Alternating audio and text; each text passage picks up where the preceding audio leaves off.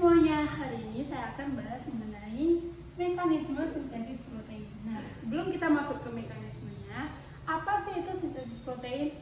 Sintesis protein adalah proses pembentukan protein dari informasi genetik yang terdapat pada DNA. Nah, jadi informasi genetik nantinya itu akan mempengaruhi sifat makhluk hidup.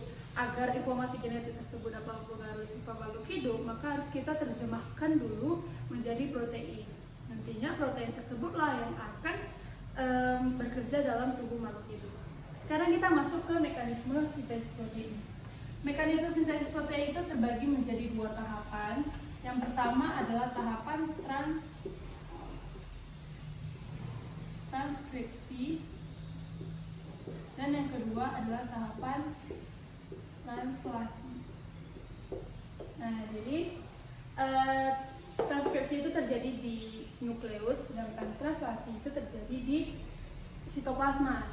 Nah, harus kita ketahui bahwa nantinya proses transkripsi itu akan mengubah DNA menjadi mRNA. Nah, dan translasi nantinya akan menerjemahkan mRNA yang dihasilkan oleh proses transkripsi menjadi protein.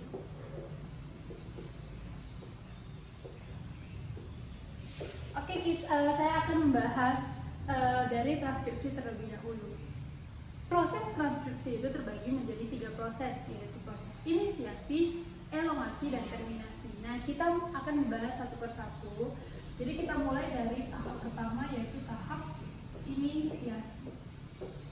Nah, jadi itu terdapat itu DNA. Nah, DNA dengan rantai ganda. Nah, jadi pada DNA tersebut terdapat yang namanya promoter. Nah, promoter inilah yang akan menjadi awal dari proses transkripsi.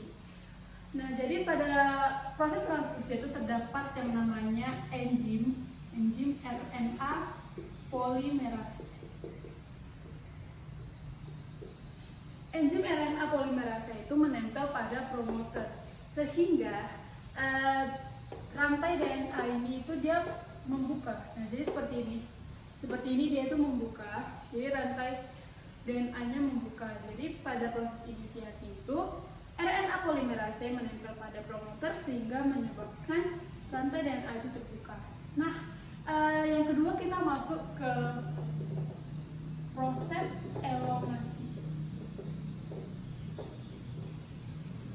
Nah, pada proses elongasi itu terbentuklah yang namanya mRNA. Nah, dari mana mRNA itu terbentuk? Jadi tadi kan di sini itu terdapat yang namanya RNA polimerase. Nah, jadi RNA polimerase itu membentuk yang namanya mRNA dengan cetakan yang disebut dengan template. Nah, jadi pada proses elongasi itu sudah terbentuklah mRNA oleh RNA polimerase dengan cetakan yang disebut dengan template. Nah, selanjutnya kita masuk ke proses yang ketiga, yaitu proses terminasi. Nah, proses terminasi ini adalah akhir dari tahapan transkripsi. Nah, gimana sih untuk mencapai akhir dari tahapan transkripsi? Nah, jadi akhir dari tahapan transkripsi itu mRNA itu harus sudah sampai pada yang namanya terminator. Jadi pada bagian DNA yang namanya terminator. Jadi ketika mRNA sudah sampai ke terminator, nanti di sini terdapat RNA polimerase. Ketika mRNA sudah sampai ke terminator, nantinya mRNA dan RNA polimerase ini akan terlepas, dan mRNA nantinya akan lari ke sitoplasma dan akan melalui tahapan translasi, yaitu tahapan yang kedua. Nah, jadi kalau saya ulangi, proses inisiasi itu adalah proses terbukanya DNA karena RNA polimerase yang menempel pada promoter. Nah, kalau tahapan elongasi itu adalah pembentukan RNA oleh RNA polimerase C dengan cetakan yang disebut dengan peptide. Sedangkan kalau tahapan terminasi itu adalah tahapan di mana mRNA dan RNA polimerase itu terlepas ketika mRNA sudah sampai ke terminator. Nah, selanjutnya kita akan masuk ke proses translasi. Sebelum kita masuk ke tahapan translasi, kita harus mengetahui dulu yang namanya tRNA. Nah, tadi kan pada proses transkripsi kita itu menghasilkan yang namanya mRNA yang bentuknya seperti ini. Dan kalau pada proses translasi kita harus mengenal yang namanya tRNA. Nah, jadi tRNA itu merupakan RNA yang banyak terdapat di sitoplasma. Nah, jadi bentuknya itu seperti ini, seperti daun semanggi gitu. Nah, pada tRNA itu terdapat bulatan ini. Bulatan seperti ini itu adalah asam amino. Nah, ini itu asam amino. Nah, jadi asam amino ini itulah yang akan menjadi bahan baku dari protein. Nah, setelah kita mengetahui tRNA, kita bisa memulai ke tahapan translasi. Itu proses translasi. Saya jelaskan dulu, ini sudah ada gambarnya. Saya jelaskan bahwa gambar ini tuh bagian ini, garis yang ini itu merupakan mRNA. Nah, sedangkan bagian yang seperti setengah lingkaran ini itu merupakan ribosom. Seperti kita ketahui, ribosom pada sel itu merupakan penyintesis protein. Nah, jadi mRNA itu dia bersatu dengan ribosom, dan pada ribosom itu terdapat 3 ruangan, yaitu ruangan E, ruangan P, dan ruangan A. Nah, jadi pada proses translasi itu juga terdapat 3 proses, yaitu proses inisiasi, elongasi, dan juga terminasi. Jadi kita akan mulai dari proses inisiasi. Nah, proses inisiasi itu dimulai dari datangnya tRNA yang dia masuk ke ruangan ribosom, yaitu ke ruangan P. Nah, jadi di sini itu terdapat ribosom. Nah, jadi ini tuh kan asam amino tadi. Nah, jadi itulah proses inisiasi. Jadi proses inisiasi itu masuknya tRNA itu ke ruangan P. Jadi itu yang pertama adalah proses inisiasi. Nah, yang kedua kita masuk ke proses elongasi. Nah, proses elongasi ini cukup panjang. Jadi proses elongasi itu pertamanya itu dimulai dari masuknya tRNA yang kedua. Jadi tRNA yang kedua itu masuk ke ruangan A. Jadi tRNA itu masuk ke ruangan A. Jadi pada ruangan A itu juga terdapat tRNA. Nah, selanjutnya tRNA yang sudah masuk ke A tadi itu dia menerima asam amino. Jadi asam amino dari ruangan P. Jadi asam amino dari ruangan P itu dia terlepas dan dia ditangkap oleh yang ruangan A. Jadi saya pindahkan ke sini. Jadi yang di ruangan A itu terdapat 2 asam amino. Jadi dia terdapat 2 asam amino, sedangkan di ruangan P dia sudah tidak ada asam aminonya lagi. Nah, jadi selanjutnya pada proses ini juga ribosom mengalami pergeseran sehingga tRNA yang terdapat pada P itu berpindah ke E, dan yang terdapat pada ruangan A itu berpindah ke ruangan P. Jadi seperti ini gambarnya.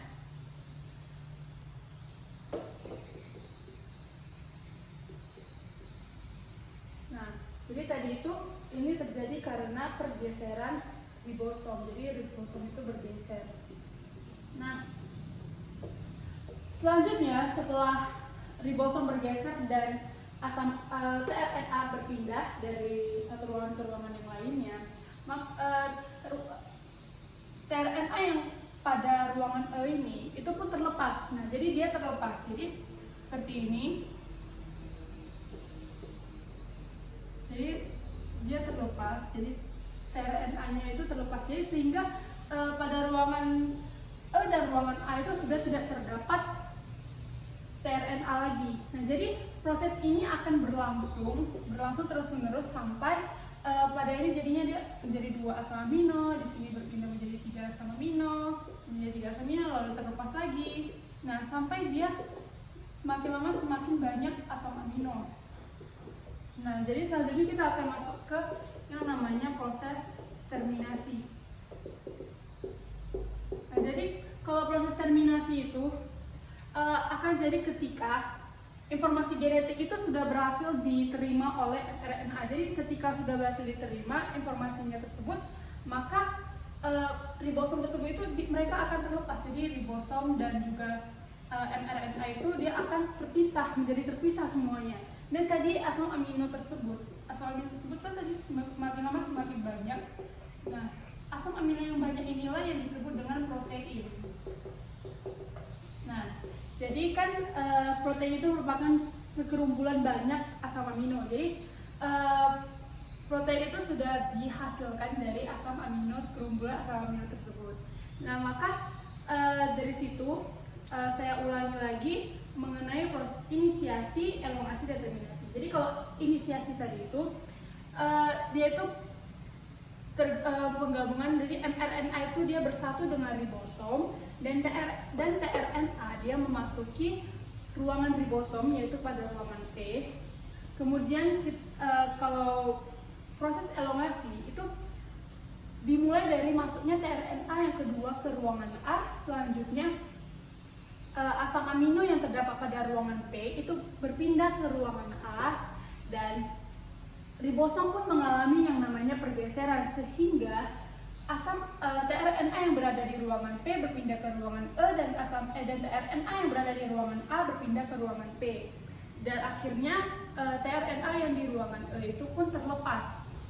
Dan itu prosesnya akan terjadi berulang-ulang hingga asam amino itu semakin lama semakin banyak. Dan kalau proses terminasi itu terjadi ketika informasi genetik itu sudah berhasil diterima oleh mRNA sehingga ribosom dan mRNA itu pun terpisah. Jadi terpisah dan segerombolan asam amino tadi itulah yang disebut dengan protein.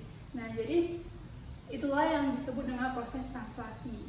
Jadi dapat kita simpulkan bahwa mekanisme sintesis protein itu mengubah DNA menjadi mRNA lalu menjadi protein. Nah, jadi pada DNA berubah menjadi mRNA itulah yang disebut dengan proses transkripsi, dan mRNA diterjemahkan menjadi protein itulah yang disebut dengan tahapan translasi. Nah, berarti dari DNA berubah menjadi protein itulah yang disebut dengan mekanisme sintesis protein. Nah, sekian penjelasan mengenai mekanisme sintesis